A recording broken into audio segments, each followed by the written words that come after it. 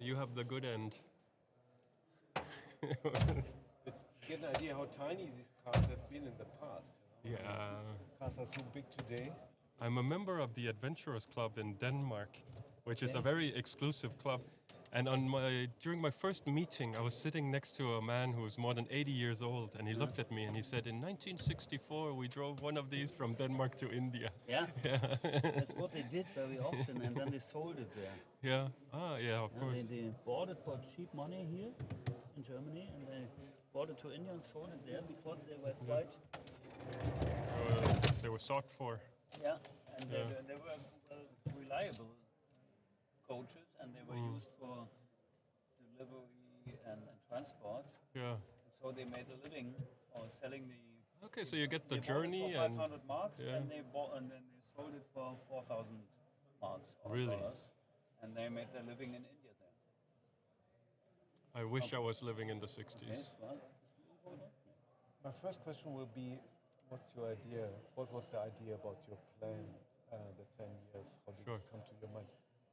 But would you make that rather short, the Sure. first? That would be the only thing, because there's so much more than to come, but that would be the opener. Absolutely. Do I need to wear, or yeah, it doesn't yeah, matter? that's your headphone. It's my headphone. You want to put your coffee here? Yeah. Okay. Did you say this is there video or no video? I didn't put the video because the bandwidth is very poor. So it's just So it audio. will- yeah, it's just I audio. don't need the hat. No, you don't need a hat. No. So you are Danish. I am, yeah. So Yeah, this now from it's better. Copenhagen Yes. Yes, I live in Copenhagen with my wife and daughter. Okay. But I grew up. Do you know Denmark well? Well, I go there every year since 2003 to Roskilde Festival. Yeah, I have a friend like that Yeah. religiously I goes started every year. 2003 and now, Yeah, well done. Every Also, year I then go we there. would have been the same year because I think 2024 I was there for the first time. Okay. Yes. Okay. Yeah. So you would have been there as well. Yeah. Sure. You and me there was no and interruption. 70,000 other people. Yeah.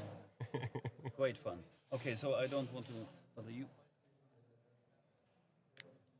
So you should hear each other. 1, 2, 3, 4, 5, 6, 7, 8, 9, 10, 11. 1, 2, 3, 4, 5, 6, 7, Sounds 8, good. 9, 10. Sounds good to me. Sounds good? Sounds good. Okay. Ready to go? Sure. Good afternoon, ladies and gentlemen, and hello, everybody, to the 7th and last edition of our little podcast Beyond Business here at the ITB Berlin Congress. And today it's the last day on ITB. We are already in the afternoon of the last day in the ITB convention. And during the last 3 days, we heard a lot of talking, tons of talking about travel management, travel digitalization, AI, profits, optimization, travel customer habits, business models, everything. So, but now I'm very glad to have somebody who's not talking about traveling.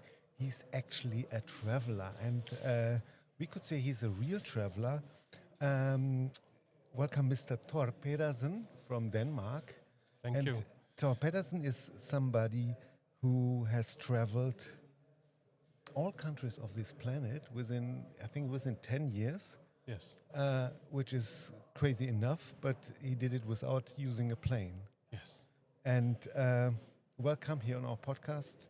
So, of course, the first question, how do you come up with such a crazy idea, traveling all planets without a plane? Yes. Well, the short answer is I was very crazy, and that was kind of enough. But in a little bit of an extension, I received an email from my father. I followed a link, and I found out that no one in history had gone to every country in the world completely without flying. And that was so significant for a 34-year-old version of me back in 2013 that I just had to do it. Okay, and you completed it 1 year ago or 2 years ago, or? A couple of years ago, yes, in July 2023. Yeah.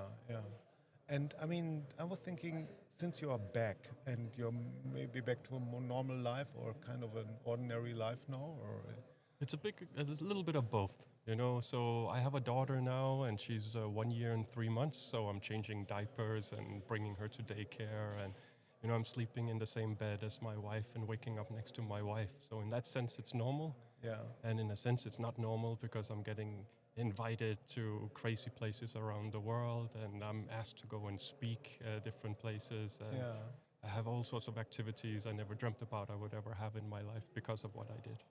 So, and since you are back, and what are the most common the most common question people asking you when they hear about your story? What's the most asked question you get from when Uh, people hear from your experience? I get a range of questions. So some people are curious about how I'm coping mentally, if I find it easy to return back to a normal life, or if I'm still looking out the window and looking at the horizon. Some people, they want to know how I did it financially. Some people are asking what's my favorite country, and some people ask me if I was in danger. There are different questions from different people. Yeah. Do you think that you are projecting a lot, or other people project a lot of on you, that it raises a lot of fantasies, and people would think, oh, I also would love to do that, or is it something like that? I find that people fall into two groups. One side would be people who think what I did was absolutely amazing and incredible, and they're very curious about the achievement. And the other group would be people who sort of say, okay, I could do that if I didn't have a wife and child. If I wanted to do this, I could do it as well. He just went traveling for almost 10 years, complete freedom. And the reality is, the project was something completely different from ordinary travel and tourism. But it's difficult for people to relate to it. So you did a lot of planning in advance? Yes, yes, I did quite a lot of planning in advance, and then a lot of work on the way as well. I planned out the route in advance, so I knew that the first country after Denmark would be Germany, and then I'd go Netherlands and continue to Belgium and Luxembourg and so on. I knew that I would start in Europe and that I would finish off in the Pacific. There were some strategic ideas behind how the route needed to look like. I knew that I was traveling as a goodwill ambassador of the Danish Red Cross. I was partnered with the Red Cross, and I met with the Red Cross and Red Crescent globally, promoting humanitarian work. So this was a part of it. And I had some idea about how I would be sharing the journey on social media when I left home, but this gradually changed and developed to more platforms than what I started out with. You mentioned that you are a member of an adventurer club, which seems to be a very exclusive club. What kind of club is it, and how do you qualify for that? What's the qualifications to become a member of that kind of club? So I think the Adventurers Club in Denmark is the answer to the Explorers Club in New York, maybe. So in Denmark, it's perhaps the most exclusive club we have in Denmark. It's by invitation only, and the process is very, very long and difficult. There are 119 members today, and there have been less than 500 members since it was formed in 1938. So it's a group. We have a nice big round table, and we meet up every Tuesday, and we have the only astronaut from Denmark is a member of the club. We have these long-distance cyclists that go across Pakistan and Afghanistan and India. And we have glaciologists. We have a lot of people that are interested in the poles of this planet, and exploring undiscovered territory. Now that the snow and ice is melting, they will be the first to arrive on site and see what they can find. It's a big mix. We have, of course, war correspondents. These are highly adventurous people as well, who have been in many interesting parts of the world where things have been happening. It's a big mix of very interesting characters. And it's basically a club for socializing and for exchange? Or? It is, yes. It's a place where like-minded people can come together and exchange ideas and get inspired and inspire each other. It's a network group as well. I would like to talk about the experience of traveling, and I would like to know a little bit about the hardships of traveling, but not the usual stuff like language problems, or you have people who want to rip you off, or you some silly bureaucrat who gives you a hard time. I would rather like to know more about the emotional stuffs, or Right. things which might be stressful or which might be really testing for your inner constitution. Right, And yes. like for example, I mean, you've been on the road mostly, or on the ship or whatever, but not on a plane. But you've been traveling 10 years, which is an amazing long time. And what do you think? What about boredom? Does this appear? Is boredom a problem? No, no, boredom is certainly not a problem. Or maybe actually a little bit when it gets easy. So if you've been traveling in some really complicated parts of the world where paperwork, bureaucracy, and logistics takes up a lot of time and gets you frustrated, and you suddenly go somewhere super easy, then a little bit of boredom might enter. But no, generally, it's an incredible workload, just securing all the tickets and the paperwork and moving forward. And of course, you spend a lot of time in transportation. In my case, I was spending a lot of time meeting with Red Cross and humanitarian organizations promoting this. Social media, in my case, also promoting every country in the world in a positive sense. So there wasn't really room for boredom. And then I was in a long-distance relationship with the woman I love. She was at home when I left, and fortunately she was there when I came back as well. We got engaged and married 2 times while I was traveling, and married a 3rd time when I came back home.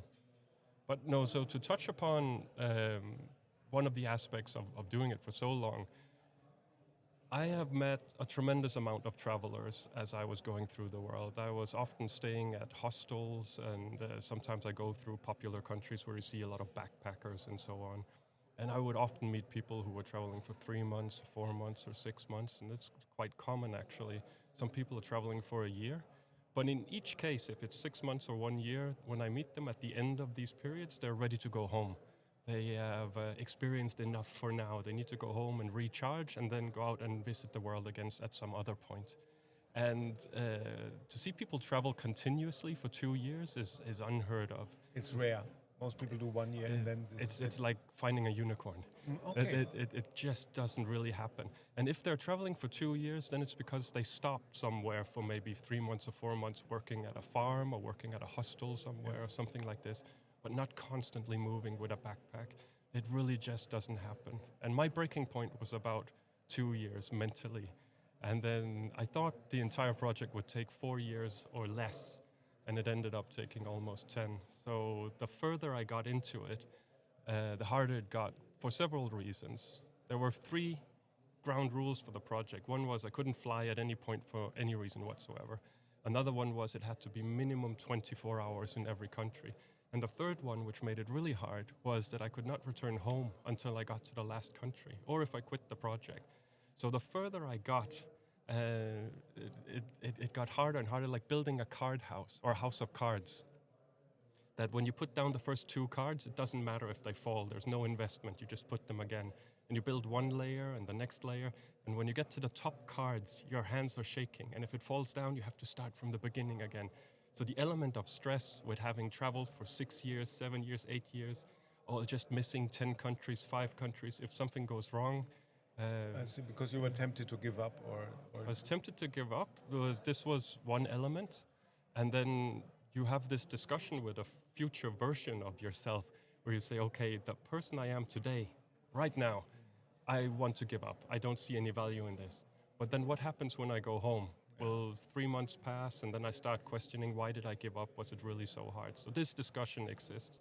But there's also, the longer it takes, there's a risk that someone that you love back home falls ill, gets hit by a car, or maybe someone old goes to the hospital, and then you have to choose between if you're going to finalize the goal you set out on years before, or if you're going to return home to be with the one you care about. yeah, okay. And another issue, of course, was that the woman that I married, I was 34 when I left, and I came back when I was 44. Yeah. You can imagine my wife, she aged at the same rate. So it was like a distanced relationship. She Distance, visited you. yeah. She would come and visit on and off. She came to Yeah. visit 27 times. But the point is that if she got pregnant 5 years before I come home, then I come home to a 5-year-old child. And this was not acceptable to her.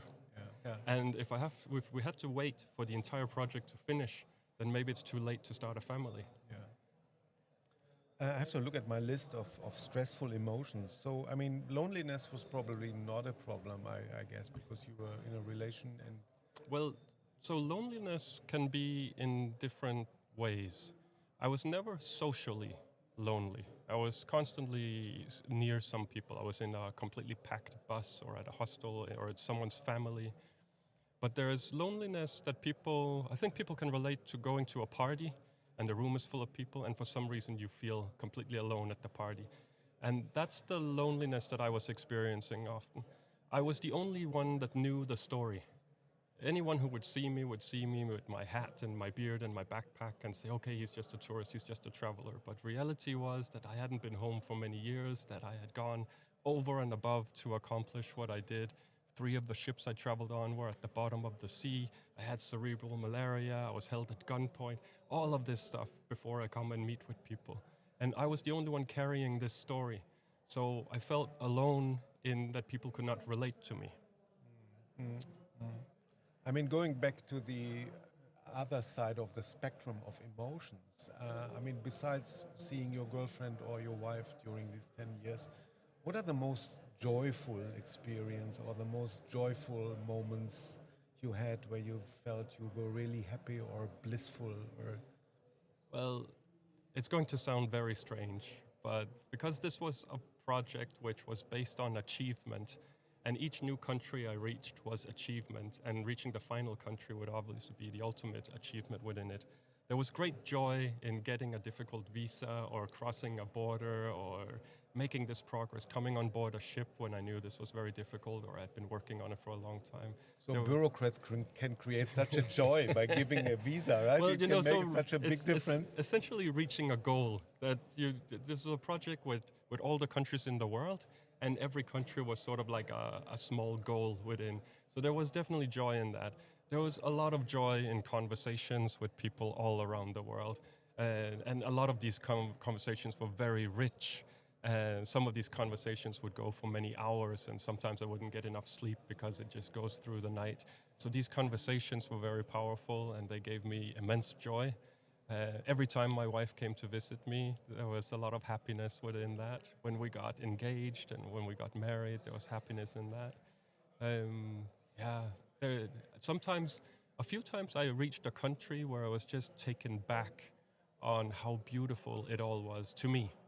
And you know, we see beauty in different ways, but so to my eyes, I just felt like, wow, this is a completely different level of beauty in this country. And that would also fill my heart with happiness. Yeah.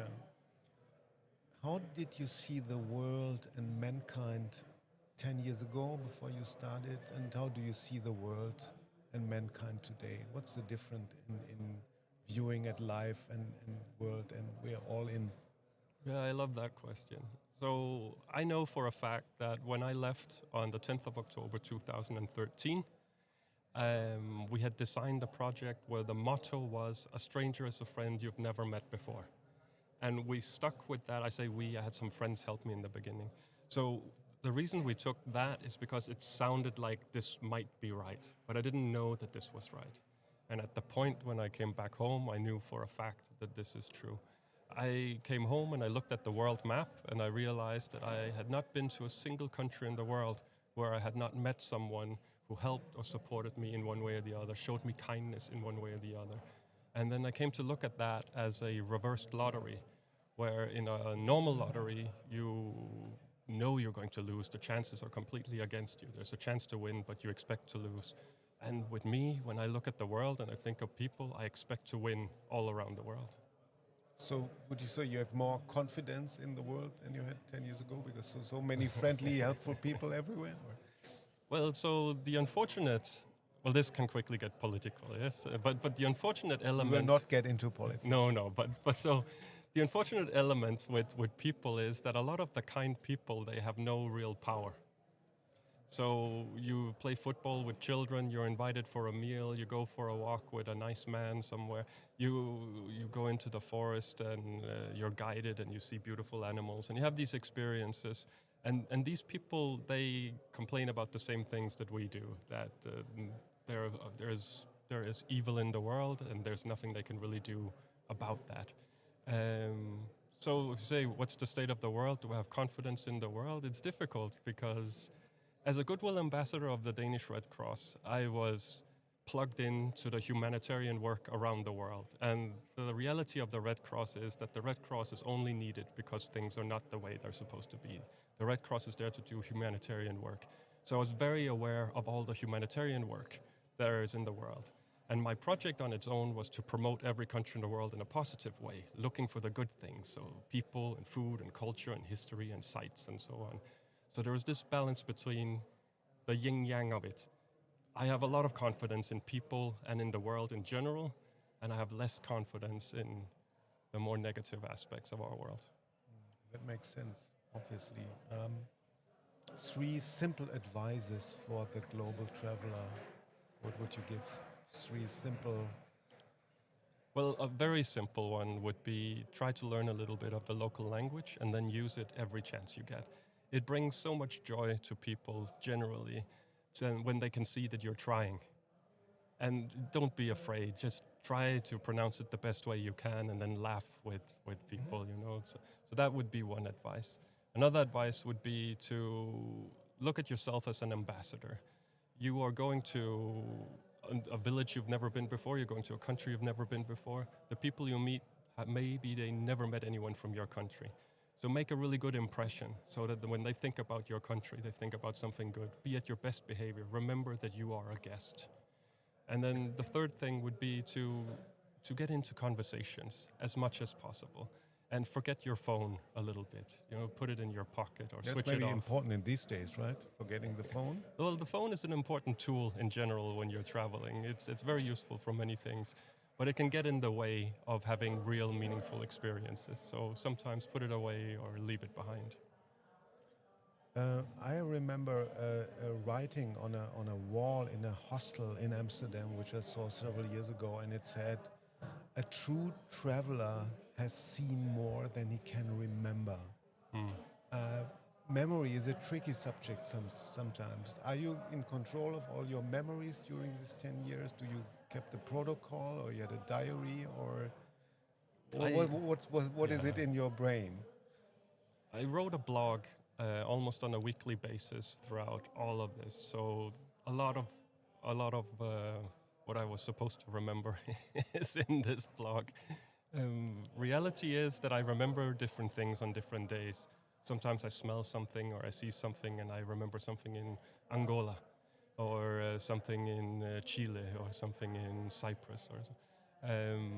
Once in a while someone will contact me on social media and say, "Do you remember me?" And I'll look at the name and look at the photo, and then 2 minutes later I get a photo where there's a picture of me with my arm around this person. So I know I met this person and now I need to find the context. I mean, your address book must be pretty big, right? My address book is quite impressive. I have kings and queens in my address book at this point. The Secretary Generals of the Red Cross globally and many interesting people. Yeah. So you need a secretary to manage that all, right? You can't do that by yourself. Yes. Yeah. I mean, I'm tempted to ask what would be your favorite country, but I think this might be an unfair question, right? Because it is. There's uniqueness in every country, and exposing one country might be not too fair to all the other countries, right? I think but I mean, if you would say something, you can say something. Oh, I get this question quite often. So I guess so. But and it's a really valid question. And I have a Norwegian friend who's been to every country 2 times. And he says that this question is often in relation to not the one who's getting asked the question, but the one who's asking, because the one who's asking is looking for a tip to go traveling. So I will ask that differently, and that will be our last question. I mean, if you would be a space traveler through technology and you meet an alien and you find the same language, and the alien would say, "Oh, I'm a tourist through space and I'm going to visit the Earth, but I have very limited time and I can only visit one country on this strange planet Earth. Which country would you recommend, because you're a human?" I say come to Denmark. I love that answer. It's perfect. Mr. Thor Pedersen, there was such a pleasure having you here on the last day of ITB. And Thank you. I like the last answer. That was perfect. Thank you Thank very you. The much. pleasure was very much mine. Thank you so much. Thank you. Very cool. Thank you. Good. Love the way you think. Thank you very And much. I didn't expect it Denmark, but it's no, obvious, it's of so course. Danish. That's all about. I love Roskilde for that spirit. That So Denmark is positivity. like a joke, you know. So I don't even know if I like Denmark more than anywhere else in the world. But so the longer answer to that question, if you're interested, is that okay? What's not the best country in the world or my favorite country in the world? Because this is almost impossible when it's